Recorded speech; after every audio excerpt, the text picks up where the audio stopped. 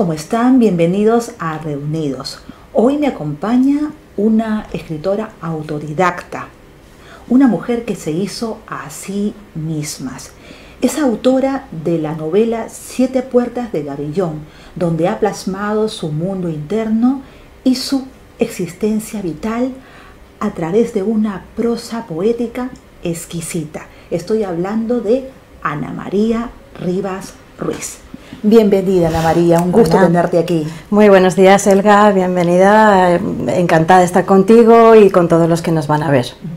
Como he dicho al comienzo, eres una mujer, eres una escritora que se ha hecho a sí misma, que desde el comienzo su mundo fueron los libros y la lectura, que cuando niña no tenías a tu alcance muchos libros, ¿no? Entonces tú inventabas un mundo especial para ti, ¿no? Para tu deleite.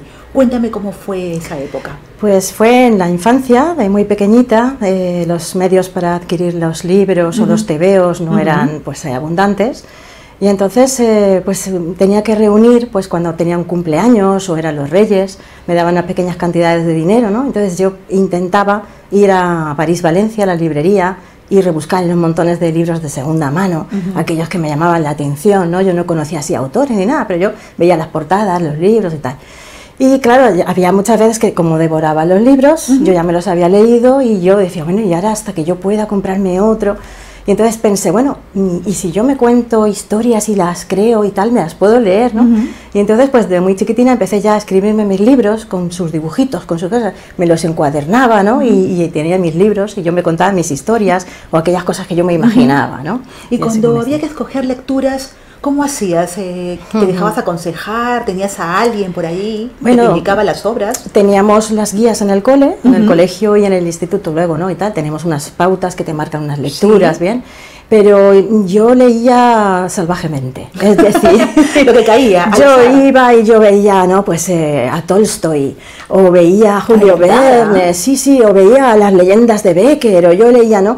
Y yo no sabía a estos autores de qué iban ni nada, ¿no? O a Pérez Galdós y tal, y con Marianela y tal. Y yo me cogía los libros y los sentía, ¿no? Y los títulos me llamaban y tal. Entonces yo iba leyendo compulsivamente y bajaba del mundo infantil, subía al superior, al de adultos, volvía al tal, pero me fascinaba, no encontraba unas grandes diferencias, ¿no? Y leía hasta altas horas de la noche y me recreaba con los libros, me gustaba, sobre todo los de segunda mano, porque los abría ya el crujido de las páginas, el olor característico de los libros viejos, los apuntes, ¿no? Las señales. Exactamente, las marcas de manos, ¿no? Algunos venían con dedicatorias para otras personas y entonces yo ya tenía la historia del libro y aparte me imaginaba para quién iba destinado, ¿no? Y entonces para mí me abrían mundos, Alimentaba tu imaginación. Sí, aparte de que yo me metía en esos libros. De hecho, cuando terminaban para mí era un duelo, porque esos personajes y esas historias me habían acompañado y era como ¡plop! Salir de la atmósfera, ¿no? De nuevo, exacto, ¿no? Entonces siempre la fascinación y el tacto del libro y su color. Tengo entendido que tu madre se preocupaba por esta reclusión tuya, que no sabía cómo decir, ve a la calle a jugar con otras niñas, otros niños. Claro, de pequeña sí que salía a la calle y tenía mis aventuras, además yo revolucionaba a la pandilla de niños, porque yo me imaginaba una obra de teatro y allá que los convocábamos a todos y tal, y en el portal, por ejemplo, de mis abuelos, estaban los escalones y hacíamos ¿no? Para que se sentara el público, y abajo era el escenario y actuábamos y hacíamos, bueno, todo este tipo de representaciones. Pero llegada a una edad, por ejemplo, en la adolescencia, eso que encuentras que mejor no encajas demasiado bien en el mundo o tus, digamos, hasta donde tú has llegado no te ves en los demás compañeros, ¿no? No encuentras.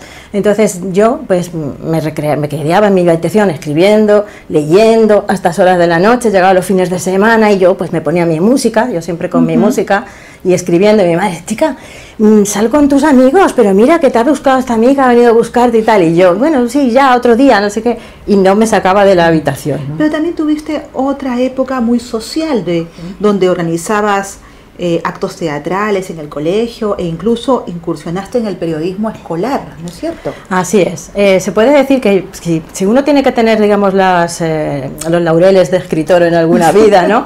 Yo los coseché de pequeña. A ver, no es cuestión de ponerme ningún tipo de soberbia ni nada de esto. Quiero decir que de pequeña, en lo que era en el colegio, ¿vale? Yo escribía redacciones y escribía historias, y la profesora de literatura y tal los exponía en el cartel de la entrada, en el corcho de la entrada, ponía las aventuras por capítulos. Entonces la gente entraba y los podía ir leyendo, ¿no?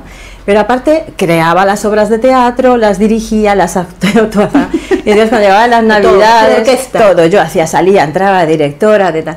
Cuando llegaban las navidades o cualquier otra época que había representaciones, pues las hacíamos tanto para los padres como para las niñas y tal. Y luego allí teníamos una pequeña imprenta de cubeta con los letritas y tal, y el rodillo, ¿no? Y hacíamos la revista, el periódico del colegio. Caray. Y allá íbamos todas ahí, pues todas manchas de tinta, pero con poner nuestras pequeñas, ¿no? Noticias y tal, y las dábamos allí en el colegio, y las compraban los padres, todo esto. Precisamente lo tuyo siempre fue el periodismo, pero te viste obligada a estudiar filología hispánica. Sin embargo, en la universidad te viste involucrada en la creación de una revista literaria, Letras en Blanco. Exacto. Bueno, llego a la universidad, yo quería haber estudiado periodismo, me conceden una beca de estudios, porque por las notas y por la situación social, ¿no? Económica de mis padres, yo tampoco tenía para poder estudiar, y esa beca pues no me daba para irme fuera, porque entonces el periodismo se estudiaba en Barcelona, aquí en Valencia no se podía, ¿no? Entonces, con esa cuantía, pues yo decido dentro de la literatura, digo, pues filología hispánica, sobre todo me atraía, digo, pues profesora de literatura, sigo con mi nexo con la escritura, ¿no? Y entonces empiezo, ¿no?, mi singladura ahí, en la literatura, en filología. Y un día, pues en el cartel de anuncios de la universidad, como tantos anuncios de compartir piso, todas estas cosas, pues se buscan escritores tal que quieran formar parte y nos convocaban en la biblioteca del hospital, la librería. Entonces, pues nada, yo toda valiente acudo allí y nos encontramos un grupo de universitarios de distintas ramas, ¿no?, y tal, con las inquietudes de la literatura. Y entonces empezamos a sacar la revista Letras en Blanc, y yo empiezo a coordinar, junto con otro compañero que hoy también es un buen poeta, Rafael Camarasa, la sección de poesía. Y aparte escribía mis artículos de investigación y tal, y escribía mis historias. Todo un poquito. Exacto. Y luego, pues la gente que iba viniendo a la revista, que eran poetas o qué tal, pues teníamos nuestras reuniones y teníamos, ¿no?, la manera de maquetar la revista y tal, y luego la vendíamos al público. Y así estuvimos por unos años, ¿no? Y fue un éxito. Sí, en ese sentido sí, porque se convocó muchísima gente con mucha inquietud, ¿no?, que luego han seguido pues escribiendo, otras personas han seguido otros derroteros, pero sí que se movió mucho el nivel cultural, es decir, nos reuníamos cuando ya la biblioteca del hospital no pudo tenernos, pues seguimos nosotros por nuestra cuenta manteniendo esa revista. Entonces nos reuníamos al principio en cafés de la calle Caballeros o en la cafetería de los Viveros, íbamos a Salto Mata, ¿no? Luego pudimos coger un piso, y en ese piso hacíamos reuniones y empezábamos con toda la maquetación. ¿Tuviste una sala de redacción? Sí, bueno, sí, hicimos ahí. Para tu periódico. Sí, sí, sí. Pese a tu paso por la universidad, te consideras autodidacta, ¿no? Tu pasión por los libros, por la escritura, tiene un precedente, que está en tu abuelo, impresor. O sea, llevas realmente tinta en la sangre. Eso es lo que yo quisiera creer, yo eso me digo a mí misma, ¿no? Digo de autodidacta, y hay que tener mucho cuidado, no quiero que sea una presunción de pensar que, bueno, pues yo he dirigido mi vida en todos los aspectos, quiero decir, he tenido una serie de maestros. ¿En qué sentido? Primero los libros, esos han sido mis maestros, ¿no?, que no estaban físicamente allí para decirme tal, pero alimentaron lo que yo soy. Y luego tuve una serie de profesores en mi camino que me inculcaron el gusto por seguir con la literatura y siguieron manteniendo ese fuego, ¿no? Pero sí que es verdad que autodidacta en cuanto a que no he participado en ningún taller de escritura que pues me haya enseñado técnicas, ni, ¿no?, que yo lo veo muy bien pues para el que quiera y pueda estudiar, ¿no? Pero en mi caso no he podido ser así. Entonces yo he tenido que fraguar mi estilo, mi forma de expresarme, mi lenguaje, ¿no?, todo esto. Y lo de tinta en la sangre de mi abuelo, pues mi abuelo fue impresor. Entonces, pues yo lo veía pues con su mono de trabajo, ¿no?, con sus máquinas, aquellas máquinas grandes, ¿no?, para hacer todas los periódicos y tal, en las imprentas. Y yo ese ambiente, ese olor, y verlo a él trabajando, ¿no?, con todas las letras en los moldes y todas estas cosas, a mí siempre me ha inculcado, no siempre me ha llegado. Entonces yo pienso siempre que de alguna manera está relacionada, ¿no? Mi padre, por ejemplo, también ha trabajado en papelerías que han producido pues libros, todo te llevaba encuadernaciones, claro. De hecho, él es lo que decía, cuando tenía algún libro con alguna tara o alguna cosa y se descartaba y estaba en blanco, pues yo, como me faltaban cuartillas y hojas y libretas, pues venía con esos libros, sí, para que yo pudiera escribir. Y entonces pues yo, pues ahí tenía mis libros encuadernaditos y yo tenía mis historias ahí, ¿no? De piratas y de no sé qué y tal. Y entonces siempre he estado rodeada de personas que de alguna manera han tenido que ver. Con mucha dedicación, esfuerzo, escribiste tu primera novela, Siete puertas de Gabillón. En ellas, como digo, has plasmado tu sabiduría acumulada y tu mundo interior pleno. ¿Qué es lo que has querido contar exactamente en este libro, que es una travesía por la infancia, por la juventud? ¿Qué es lo que has querido realmente saber? A ver, el Siete puertas de Gabillón, ya el título es metafórico. Las siete puertas de Gabillón son las siete puertas que permiten traspasar entre los siete cielos. ¿Qué quería jugar con esto? Pues quería jugar precisamente esa travesía, ese tránsito, esas etapas que todo ser humano vamos desde nuestro nacimiento, ¿no?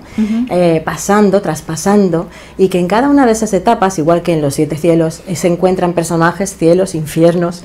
Bien, en cada una de esas etapas transcurren con nosotros historias, personajes, lugares que nos marcan de alguna forma. Entonces el libro empieza con el nacimiento de la persona y a través de pistas y de claves tú vas pasando de una etapa a la otra, de la infancia, una adolescencia, la juventud, pero lleno pues de dudas, de preguntas, de todas las vicisitudes que nos podemos encontrar, ¿no? Cada una de las puertas, como he dicho, tiene una clave y nos conduce a unos estadios de nuestra vida.